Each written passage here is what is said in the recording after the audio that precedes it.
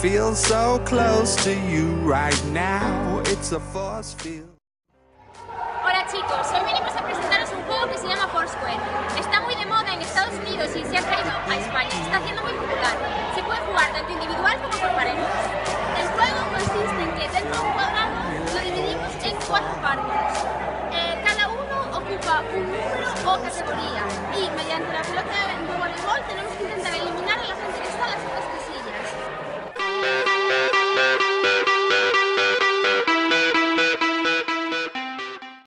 Ahora os voy a presentar un poco de las reglas del Foursquare.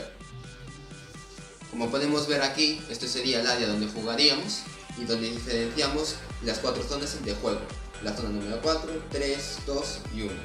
En la zona número 1 sería desde donde se empieza a jugar, tanto como el saque como por donde entran nuevos jugadores. Y la zona número 4, que es el objetivo del juego, que es llegar aquí, que es la única zona que se puntúa. Para este juego, el balón tendremos que lanzarlo suavemente para facilitar el juego a los restos de los jugadores. No vale matar de inicio. Y en cada casilla, antes de recibir el balón y de que lo puedas tocar, tendrás que dar un bote dentro de tu casilla. Tanto las líneas centrales, si el balón toca en alguna de estas líneas, quedaría fuera el jugador que lanzó el balón.